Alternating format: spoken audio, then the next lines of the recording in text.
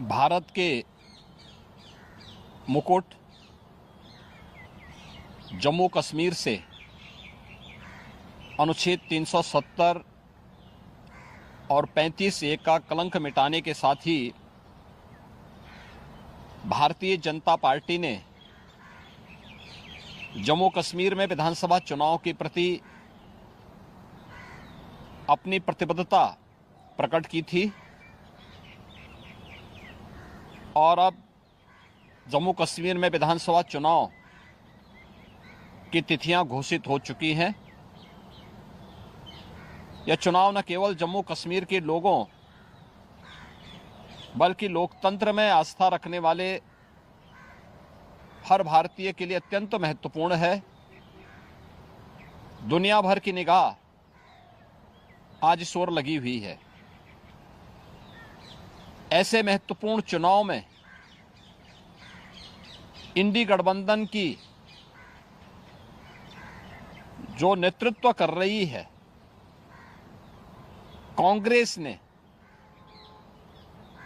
Abdullah and sons family private limited की नेशनल कॉन्फ्रेंस के साथ गठबंधन करके फिर से अपने राष्ट्र विरोधी मंसूबों को देश के सामने रख दिया है। हाल ही में नेशनल कॉन्फ्रेंस ने अपना मैनिफेस्टो जारी किया है। इसमें अनेक ऐसे बिंदु हैं जो भारत की एकता, भारत की अखंडता और राष्ट्रीय सुरक्षा के प्रति पूरे देश को आशंकित करती है। कांग्रेस और नेशनल कॉन्फ्रेंस का यह गठबंधन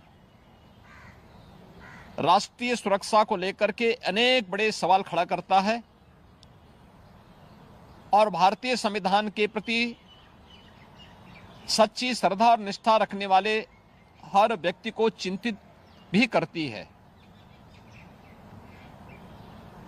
मैं कांग्रेस के नेता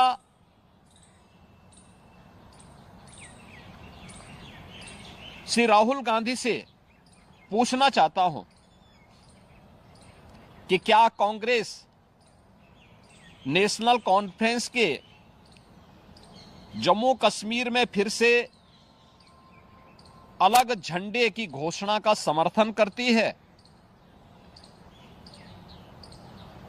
क्या राहुल गांधी और कांग्रेस पार्टी धारा 370 और आर्टिकल 35(a) को वापस लाकर जम्मू कश्मीर को फिर से अशांति और आतंकवाद के युग में धकेलने के जम्मू कश्मीर नेशनल कॉन्फ्रेंस के घोषणा का समर्थन करती है? क्या कांग्रेस जम्मू कश्मीर के युवाओं के बदले पाकिस्तान के साथ वार्ता करके फिर से अलगाववादी ताकतों का समर्थन करती है? क्या कांग्रेस पार्टी और राहुल गांधी पाकिस्तान के साथ एलओसी ट्रेड शुरू करने के नेशनल कॉन्फ्रेंस के निर्णय से फिर से बॉर्डर पार से आतंकवाद और उसके इकोसिस्टम को पोषण करने का समर्थन करती है? क्या कांग्रेस आतंकवाद और पत्थरबाजी की घटनाओं में शामिल उन उपद्रवियों के परिजनों को फिर से सरकारी नौकरी में बहाल करके आतंकवाद, दहशतगर्दी और बंद के दौर को फिर से लाने का समर्थन करती है? इस गठबंधन से कांग्रेस का आरक्षण विरोधी चेहरा भी देश के सामने आया है। क्या कांग्रेस दलितों, गुजरों, बकरवाल और पहाड़ियों के आरक्षण को समाप्त कर फिर से उनके साथ अन्याय करने के लिए जम्मू कश्मीर नेशनल कॉन्फ्रेंस के वायदे का समर्थन करती है? क्या कांग्रेस चाहती है कि शंकराचार्य पर्वत, तख्त सुलेमान और हरि पर्वत कोहे मारन के नाम से जाने जाएं? क्या कांग्रेस जम्मू कश्मीर की अर्थव्यवस्था को एक बार फिर से भ्रष्टाचार की आग में झोंककर पाकिस्तान समर्थित गिने चुने परिवारों के हाथों में सौंपने का समर्थन करती है? क्या कांग्रेस पार्टी जम्मू कश्मीर नेशनल कॉन्फ्रेंस के जम्मू और घाटी के बीच भेदभाव की राजनीति का समर्थन करती है? क्या कांग्रेस और राहुल गांधी कश्मीर को ऑटोनॉमी देने की जम्मू कश्मीर नेशनल कॉन्फ्रेंस की विभाजनकारी नीतियों का समर्थन करती है?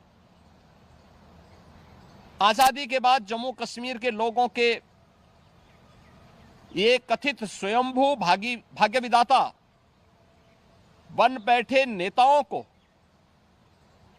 गुमराह कर नौजवानों को अलगाववादी साजिश का मोहरा जिन लोगों ने बनाया था, उनके हाथों में पत्थर और AK-47 इन लोगों ने पकड़ाई थी।